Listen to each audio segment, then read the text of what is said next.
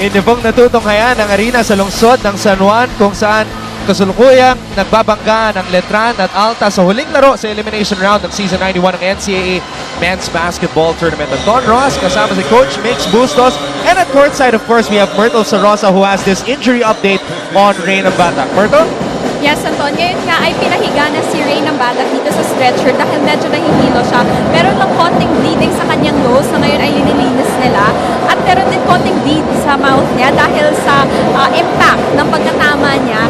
Yung kanyang braces nga ay medyo nag-cause ng bleeding sa kanyang mouth. Pero kung makayanan pa mamaya ni Rain tumayo at maglaro, ay pwede na siya bumalik by the third quarter. And munang update dito, Anton. Balik muna sa'yo. Maraming salamat, Myrtle.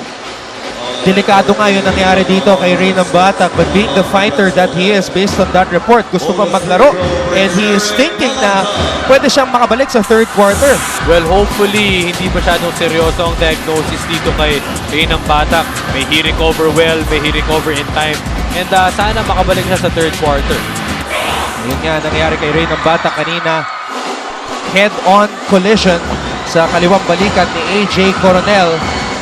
But his team is on top by 13 at this point, 23-10. Dagangon. Stolen away, Mark Cruz. 3-on-2 fast break, lob pass para kay K-Rax. K-Rax recovers the basketball. Ant-Man, cross-court pass. Quinto hops inside. Quinto puts it up and in. Well, Letran just playing very, very good. Kung pwede nga the best individual defense the NCAA Season 91 has seen. No, they don't really need any help from the help side defense. Contain lang sila sa tao nila and they're getting those turnovers consistently.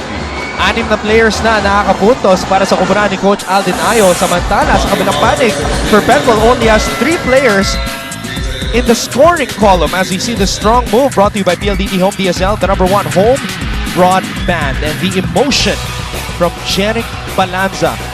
Right now, the energy of Letran is just overmatching that of Perpetual. Well, grabe yung energy na pinapakita ng Letran. Parang sila pa yung back against the wall. Parang sila pa yung dehado at the same time. You saw that fast play brought to you by PLDT Home DSL, the #1 home broadband.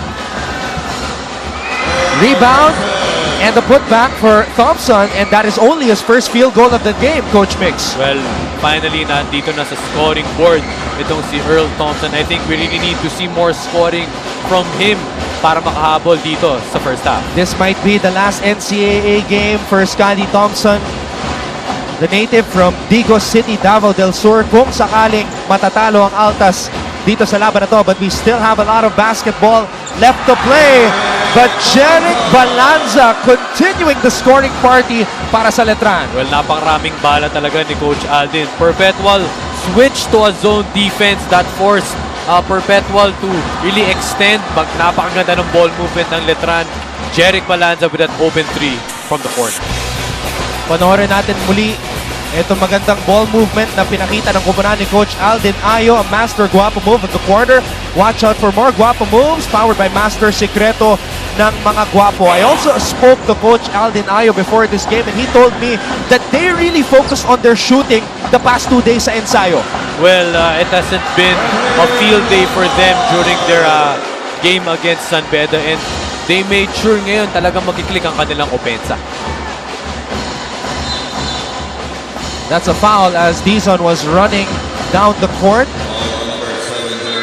29-12 ang ating tala. Jeric Balanza continuing his stellar play para sa Letran as of late. Final Four type atmosphere ang ating nararamdaman ngayon. Dizon fires for 3. No good. It's Letran basketball. Cruz running up the floor. Puts the moves on Dizon at may tinawag na foul.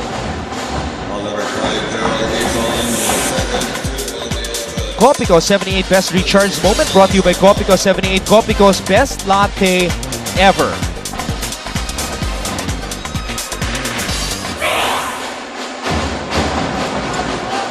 Luib. Turacal. Dinedepensa ni Dagamon. Handoff to Cruz. Cross-court pass. Quinto for 3. The basket went through the hoop. Wala, nauna doon yung illegal screen. And I think Publico was calling for the shot, Quito rather, was calling for the shot to count. Pero nauna yung illegal screen doon ni Ray Publico. Ayun, gumagalaw si Ray Publico. At hindi nakadaan na maayos itong si AJ Coronel. Good call by the officials.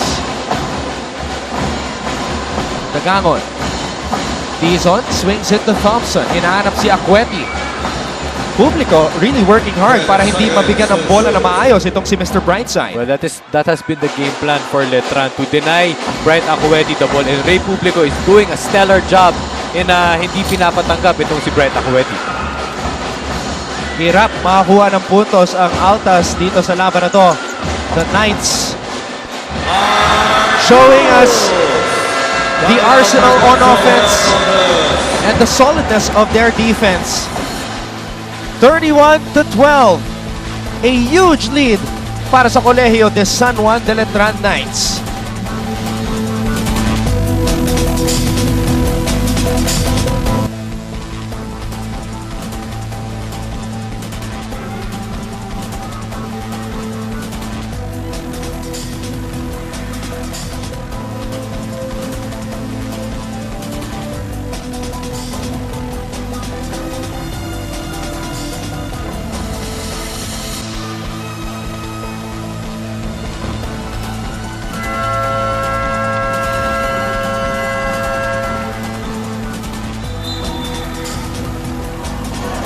Nagbabalik ang NCAA Season 91 at kasama ko ating mga supporters ng ating Perpetual Altas. Isa sa mga hinahangaan talaga nila ay si Scotty Thompson, ang ating team captain. Kanina nung nakausap ko si Scotty bago nag-umpisa ang game, ay inamin niya sa akin na medyo nalulungkot siya at medyo hindi talaga siya makatulog just thinking about today's game. Sabi niya nalulungkot siya na kung matalong UPHSD today, this would be his last game for NCAA. Sabi ni Scotty sa akin, hindi niya in-expect na ganito kabilis ang kanyang experience dito sa NCAA. Mula sa Digos City, Davao del Sur, hindi na-expect na lalaro siya dito sa Manila. Tapos from being a rookie, magiging team captain siya at magiging MVP siya sa kanyang during last season. Sabi ni Scotty, nagpapasalamat siya sa lahat ng kanyang mga supporters at sa UPHSD dahil since 2010 up till now, lagi talaga siya sinusuportan kahit saan man siya lumaro. At gusto niya mag-thank you sa UPHSD at sa NCAA for giving him the opportunity to play basketball. Balik muna sa'yo, Anton. And what a career it has been for Scotty Thompson. Thank you very much, Myrtle, for that report. Aside from MVP, 2 beses siyang nakasali sa Mythical 5 ng NCAA. And speaking of Scotty Thompson, eto na, the MVP scoring underneath of that hop step. Well, good for Scotty. You saw that open drive, but that offense really seemed off. Dahil medyo yun nga, nagiging tentative sila on their drives. What a move! What a spin! Bong Quito! Naiwasan ang depensa ni Mr. Brightside. Wow! Wow. Pero balikan muna natin etong strong move of the game brought to you by PLDT Home DSL, the #1 home broadband. And look at her reaction. Copico 78 Best Recharge Moment brought to you by Copico 78, Copico's best latte ever. Grabe, partner. Parang possessed na possessed itong opensa ng Letran. 35 points na kaagad sila. Hindi pa natatapos ang first half. AJ Coronel, unang puntos para sa kanya dito sa laban na to. But you know what's very shocking if you're a Perpetual fan? Cruz and Racal have combined for 19 points. Eh, ang buong Perpetual team, nakakailan lang? 16. Grabe ang pinakita nilang opensa itong si K-Rax and si Ant-Man. Fast play of the game brought to you by PLDT Home DSL, the #1 home broadband. Unang puntos ni AJ Coronel dito sa laban na to. Well, again, the breaks of the first half going Letran's way. And bad news, Thompson has 2 personal fouls, Coach Mix. Assistant Coach Nestor Del Rosario with a warning there. Well, even though Scotty has 2 fouls, I think isusugal na ito ng coaching staff ng Perpetual. Because we all know, if Scotty Thompson commits his 3rd, hindi pa natatapos ang halftime, medyo big blow yun And mahirapan siya makabawi kasi baka ma-foul out siya ng maaga. Gabdagangon, fouling Kevin Racal. Naka-bounce back kaagad after that season low 6 points kontra sa San Beda. Coach Alden Ayo told me before the game it was just an off night for K-Rax last Tuesday.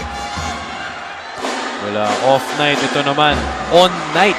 on na afternoon. Ito para kaya K-Rax sinawad 11 points. Bawing-bawi from that game against the Red Lions. Prince Eze nagbabalik sa ating laro. He started his game in a surprising move by Coach Arik Del Rosario. Cross-court pass. Thompson looking for Coronel. Tumama sa tuhod ng isang Letranista. That's already, Anton, the 15th turnover. Oh! Publico! Almost throwing it down. Pero sinabayan siya ni Dagangon and Eze. Where did that energy come from? Ray Publico. He's playing like he has been resurrected dito sa laban na to. Wow, two-handed. Seems like no effort, you know. Siguro kung wala si Prince Eze doon, sure na sure. Two-hand flush para kay Publico. Now, Publico is one of these guys that we can classify as a survivor. 2009, nung naging rookie itong si Ray Publico, batchmate niya si Kevin Alas at si Junjun Alas. And would you believe he's still playing in the NCAA right now? Well, he was sidelined for 2 years and kaya sagad na sagad itong playing years ni Ray Publico. Pero of course, he doesn't want to come off empty-handed on his last year. Gusto niya magkaroon ng twice to beat advantage papuntang Final Four. Publico's got 8 points in this game as Eze was fouled and will head to the line for 2. Flash sa Diwa, nagbabalik sa ating laro.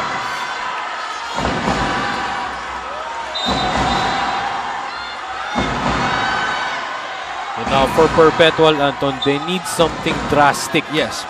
Para makahabol sa larong ito, whether be it offense, kailangan medyo swertein sila sa kanilang mga tira, or play better defense to force Letran to turnovers and convert them to turnover points. Or they can have both. Ang importante lang sa kanila is to work. Binigay na lahat ng coaches sa kanila kung anong kailangan nilang gawin. Kailangan na lang nila ma-apply yun sa playing court. And Perpetual is the ¡1 defensive team in the NCAA, only limiting their opponents to 64.8 points per game. So this is shocking if you're a Perpetual fan. Being the #1 defensive team at naka 38 points na itong Letran, hindi pa tapos ang ating first half. What's also shocking is because of their offensive output. Medyo talagang hindi talaga sila nakaporma to start the game. Now the reason why Eze is shooting these technical free throws, tinawagan ng unsportsmanlike foul si Bong Quinto. This might be the break that they need. 2 free throws plus ball possession. If they get to convert on this play, may bababa nilang kalamangan. Ito, panoorin natin. Medyo napalakas yung hampas nitong si Bong Quinto. Sa Diwa, pinasa sa loob. Coronel, sobra. Eze.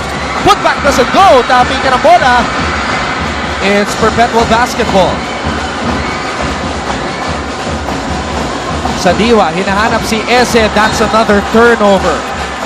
That's already the 16th turnover para sa Perpetual Health, which converted to 20 points of turnovers kaagad para sa Letran. 16 turnovers already, but they average 20.3 turnovers per game. Wow, and it's not even ending the first half. Cruz for 3, bitin. At mananatili ang bola sa panig ng Letran. For Mark Cruz. 14 seconds on the shot clock. What an offensive explosion here in the first half para sa Knights. 38-18. It's a huge 20-point lead. That might be the first rest of Mark Cruz. He's already playing 13 minutes sa larong ito. You know, Letran really living up to their reputation of being the #1 team that scores points off turnovers. Naka 22 points off turnovers na sila. And gaya ng sinabi mo kanina, Coach Mix, 16 turnovers na nako-commit ng Perpetual. And they're averaging 20, as you said, Anton. Hindi pa nga tapos ang ating first half. So they really have to limit their turnovers. They have to control the ball well. And one time during the first round, Letran forced San Sebastian to 42 turnovers during their first round meeting. And if you're Perpetual Health, ayaw mong mangyari sa'yo yun. Unang puntos ni Major Luid dito sa laban na to. As Anton Tamayo comes back in the game para sa panig ng Altas.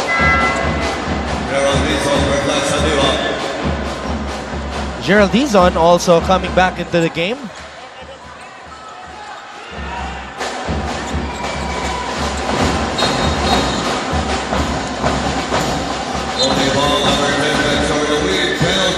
Now that's a holding foul on Major Luis. Penalty na ang Letran. Kaya naman titira ng free throws ang Altas dito. Well, it's also a break for the Altas na penalty na ang Letran Knights. Those types of balls, those ticky-tack fouls, they can take advantage of that. They're going to be sent to the free throw line. Also on their offense, they can be more aggressive. Hanapin lang nila yung bangga sa mga plays na yon. Just get to the free throw line para unti-unti silang makabalik at makahabol at maibaba ang kalamangan. Coach Arik Del Rosario and his latest recruit, Bright Acueti, hoping to extend their season today, but it's been a nightmare of a first half for them. Luib, ginamit ang screen na binigay ni Soliano. Luib, binalik kay Soliano ang bola. Soliano, multiple fakes. Bitin ang kanyang tira. It's Perpetual basketball. Here we go. They have to run. They have to take advantage of this possession. There you go. Another foul. And that will send Perpetual to the free throw line again. Tinawagan ng foul itong si Jom Soliano. Now, Migs, let's take a step back for a bit and explain again what will happen since malaki ang kalamangan ngayon ng Letran. Let's say Letran goes on to win this game. I know we still have a lot more basketball to play. Ano ang mangyayari sa three-way tie? Okay, kapag manalo ang Letran sa larong ito, tied sila ng San Beda at 13 wins and 5 losses. Tied for first place. Now, they have to play that game in a playoff match in the battle for number 1. At the same time, ang Arellano, JRU, and Mapua are tied at 12 and 6. So magkakaroon tayo ng goal difference. Iko-compute natin yung total points scored against the total opponent score ng involving teams. And kung sino ang pinakamataas dun sa ranking yun ay magiging number 3. Second, yung number 4, and third yung number 5. So yung 4 and 5 maglalaban for 4th place at kakalabanin naman yung 3rd placer na that will be a battle for 3rd. Yeneng, maraming salamat sa iyong pag-tweet. Sabi niya, walang susuko. Hashtag galing Perpetual. Still a lot more basketball to be played dito sa laban na to, but Perpetual, they've got to keep on fighting. Thompson, double team. Dinabas ang bola. Dizon for 3. No. Thompson with a rebound. Thompson unable to put it back in, but Eze was there for the tip-in. Timeout. Letran Knights. 39-22 ang ating talaan. Magbabalik po ang Season 91 ng NCAA. Ilabas ang galing.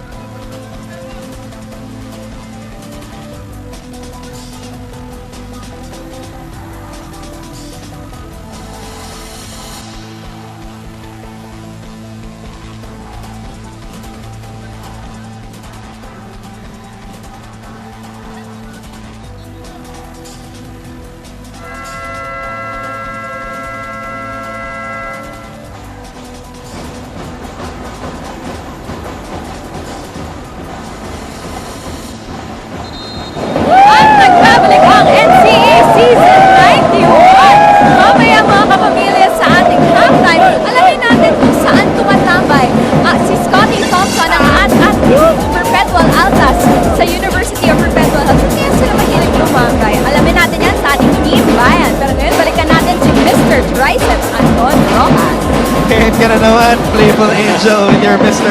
Triceps. Pero eto, Las Piñas. We will take you to Las Piñas at the half upang makita ang atmosphere sa University of Perpetual Health System, Dalta. Now, Mix, I just want to follow up on what you were saying a while ago. Three-way tie ang JRU, Mapua at Arellano ngayon. Now, we were with Commissioner Bay Cristobal and his chief statistician, George Magsino, before this game, who gave us the computations as we see Abdul Razak Abdul Wahab. JRU right now, ang kanilang goal difference is 21. Mapua naman, -1. At ang Arellano, -20. So kung mananalo ang Letran, that means Mapua will play Arellano first. JRU ang waiting. Well, napakalaking bagay nung panalo ng JRU. Noong first round, kalaban nila ang Arellano. Tinambakan nila ang Arellano in their first opening game, and that really separated for the JRU Heavy Bombers. At nakita ninyo ang dating pambato ng Letran Knights, one of the NCAA icons, Ron J. Enrile, member of the 2003 Letran Knights Championship squad. He was also here sa kanilang laban kontra sa San Beda.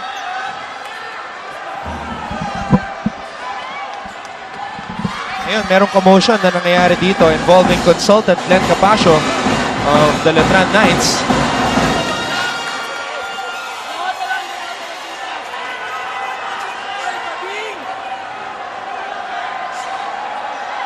Nagkaroon sila ng diskusyon doon ng mga opisyales. It seems like okay na ba ito?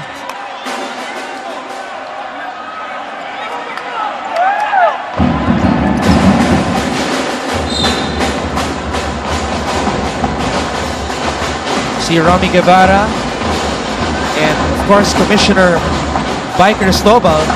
Now interestingly, Coach Mix, 2004 was the last time Perpetual made it to the finals. Natalo sila sa PCU 2-0 nung NCAA Season 80. Can you guess who was the coach of Perpetual during that year? Coach Bay Cristobal. That's right, man with a high basketball IQ and a deep basketball knowledge as well. Well, sa pagkakatanda ko talagang nag-institusyon itong si Coach Bay Cristobal sa University of Perpetual Health. And now he's watching his former team fight for their lives against this tough Letran Knights squad. Well, speaking of Coach Bay, they really broke it down with Sir George earlier. Yes. Kung paano nga ba talaga mangyayari kung sakasakali manalo ang Letran, magkakaroon 3-way tie, or if manalo ang Perpetual, magkakaroon tayo ng 5-way tie. Tuloy ang ating bakbakan. Thompson, dinedepensahan ni Luim. Dagangon. Turns. Attacks the basket. Dagangon. Bitin ang kanyang tira. Tabi ka ng bola. At babalik sa kabilang panig. Well, every time Perpetual Health drives towards the basket, the Letran Knights defense is just really collapsing inside. So automatic meron ng apat na tao sa defense doon. Kaya hirap na hirap ang Perpetual makascore inside the paint. Cruz for three. The Ant-Man knocks down another triple. What a game for Mark Cruz. Simpleng basketball lang doon. He just used the pick. He created separation. Open 3 para kay Ant-Man. Pero sumagot naman sa panig ng Perpetual si Gab Dagamon na meron ng 4 na puntos dito sa laban na to. Mark Cruz, by the way, that was his 60th triple sa season 91 ng NCAA. He is the player with the most number of triples ngayong season. Thompson maneuvering his way through traffic. But look at this defense by Macjor Luim. He really wanted to prevent Scotty Thompson from driving, pero medyo naging agresibo lang ng konti itong si Macjor Luim as he picks up his 3rd foul. Panoorin natin itong tira ni Ant-Man. Marami talagang binaon na pala itong mga Letranista ngayong araw. And it's the president of the University of Perpetual Health, Mr. Anton Tamayo. All smiles, maski na lamang ang Letran Knights kontra sa kanyang koponan, Scotty Thompson. knocks in the first free throw. Scotty Thompson and his best friend, Gab Dagangon, both played for AIFCP or Agro-Industrial Foundation College of the Philippines sa Davao City. At si Scotty Thompson ang nagdala kay Gab Dagangon dito sa Perpetual. Wala. Ang gandang hugot nun. Mula kay Scotty Thompson kay Gab Dagangon. Napaka-quality player talaga ito si Gab, second-year player. Ito si Gab Dagangon. But the Ant-Man putting on the afterburners and he has 14 points in this game. At parang hindi pa pinapawisan itong si Mark Cruz. Halos naglaro nga siya ng buong first half. He rarely got rest.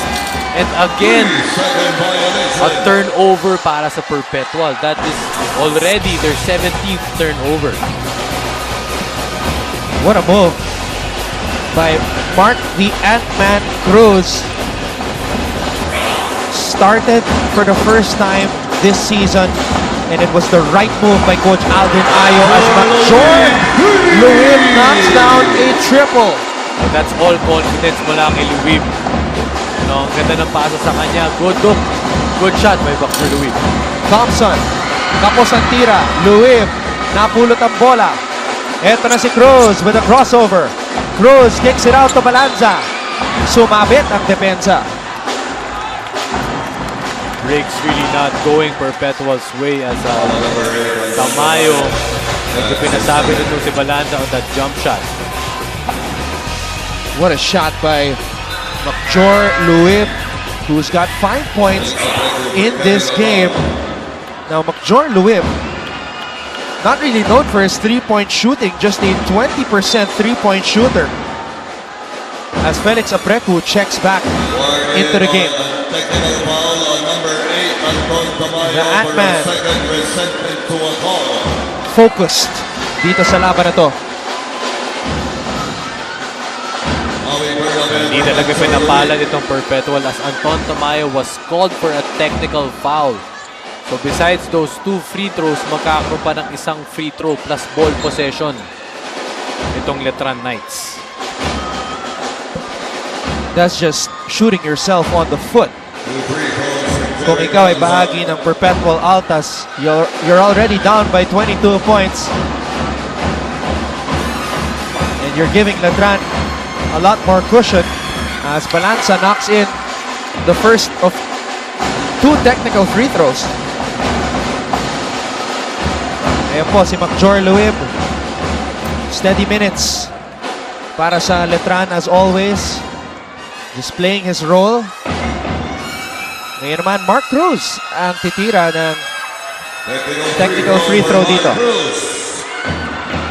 Mark Cruz, the number 4 scorer in the NCAA, averaging 7.9 points per game. Was a Letran Squire for 2 years bago siya umangat sa collegiate level, and now he is playing in his final season for the Letran Knights. Turnover. Counter steal. Cruz stops, pops. Cruz wants the shot to connect, but referees are explaining na may offensive foul na nangyari. We'll have to double check if papasok ba yung, if the referees will count that shot pagkatapos may pasok ni Mark Cruz yung tira. No, Perpetual right now, masyado silang nagmamadali. Coach Mix turning the ball over with careless passes. Well, those are hints or signs of frustration dahil nga hindi sila makascore sa basket. They want to get more possessions. More possession equals more opportunities to shoot that basketball. And ngayon, with their 17 turnovers, they have to adjust something. Meron sila medyo kailangan ayusin na tornilyo sa kanilang opensa. And para makabawi man lang pupuntang third and fourth quarter. Winarningan si Mark Cruz for resentment to a call.